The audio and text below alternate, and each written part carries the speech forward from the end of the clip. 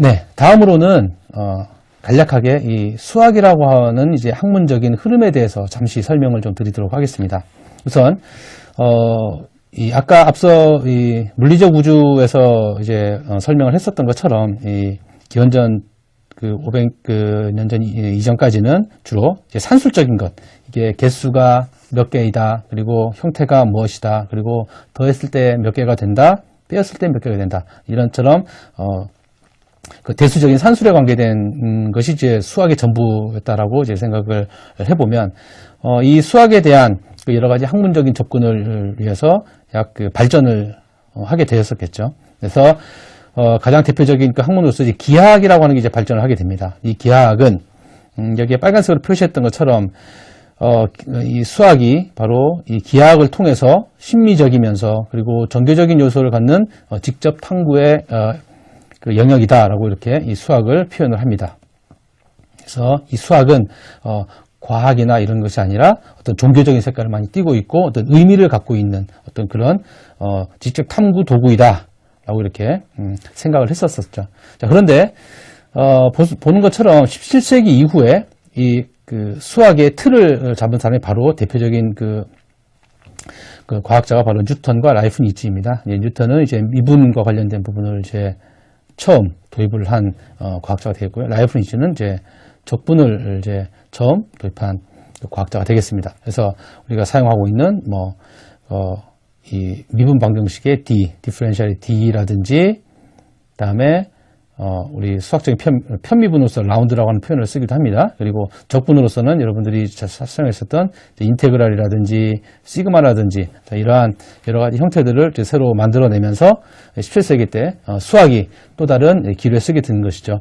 자, 이러한 그 기호를 사용을 하게 되면서 이 수학은 바로 수 이외에, 산술적인 수 이외에 어떤 형태를 나타내는 도구이기도 하고, 어떤 이 운동에 관계된 것, 그리고 어떤 이 상태가 변하는 것이라든지 어떤 공간적인 모든 부분들을 설명할 수 있는 게 바로 수학이다라고 이렇게 이제 다양하게 이게 수학이 적용이 되기 시작했습니다. 그래서 현재 19세기 말인 경우에 대해서 많은 연구자들에 의해서 이 수학은 수학 자체에 대한, 수에 대한 자체적인 학문적 의미와 그리고 다른 분야에 대해서는 분야 응용을 위한 도구로서 활발하게 연구가 되고 이제 발전이 되어 왔습니다. 그리고 20세기 초까지 이제 아까 방금 이제 말씀드린 것처럼 산술적이라든지 그다음에 기하학 그리고 미분적분학 이외에 약 한 12가지 정도의 분야로서 수학이 이제 구성이 되게 되어 있습니다. 그리고 현재 그 수학이라고 하는 것은 바로 이제 양식의 과학이다라고 이렇게 얘기를 하는데, 갑자기 양식과 관련된 얘기가 나와서 궁금하실 것 같습니다. 다음 슬라이드에서 설명을 드리도록 하겠습니다. 네, 앞서 보는 바와 같이 현대 수학은 이제 양식의 과학이다라고 이렇게 얘기를 했습니다. 이 양식은 우리가 어떤 형태를 갖고 있는 것이다라고 이렇게 얘기하면 좋을 것 같습니다. 그리고 이러한 양식의 과학과 관련돼서 이 현재 학문적으로 수학자가 하고자 하는 것들은 바로 여기 표현된 대수적인 것을 표현한다거나 또는 복잡하게 보이는 공식으로서 어떤 현상들을 설명을 하는 것, 그리고 어떤 형태라든지 어떤 공간 구성과 관련 부분들을 이제 기하학적인 이제 도식과 같은 걸로 이제 표현해내는 것이고요. 그래서 추상적인 개념을 이제 사용을 한다라고 이제 표현하고 있는데, 여기서 추상적인 개념이다라고 하는 것은 아마도 이제 다음 강의에서 이제 설명을 하겠지만, 먼저 이제 간략하게 말씀을 드리면, 추상적이다라고 하는 것은 이제 실체가 아닌 우리가 흔히 말하는 실체가 없는 것을 말하는 그런 추상이다라고 하는 그런 뜻이 아니라, 간추려서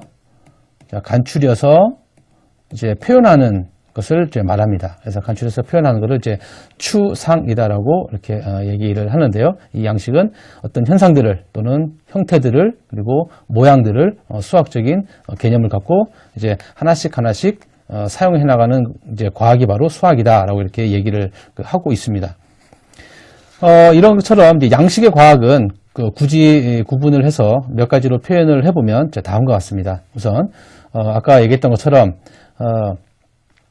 여러 가지 이 정형화되어 있지 않은 내용을 뭐 말하는 것이 아니라 이 쉽게 말해서 글자로 이렇게 표현되어 있는 우리가 궁금해하고 있는 그런 부분들을 어떤 숫자라든지 아니면 방정식이나 어떤 식을 갖고 그 표현해낸 걸 이제 추상적인 양식이다라고 얘기를 하고요. 그리고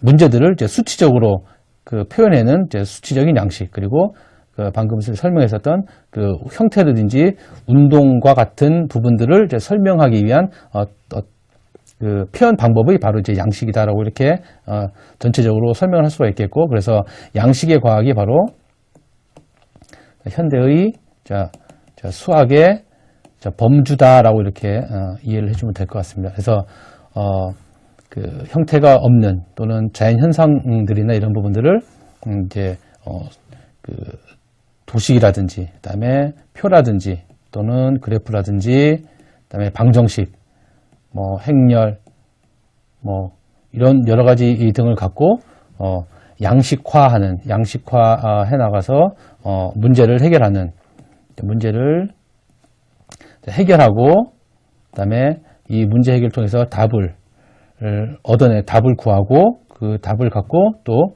미래를 예측을 하는 일련의 과정들이 바로 이제 수학이다라고 이렇게 전체적으로 설명을 이제 할 수가 있겠습니다.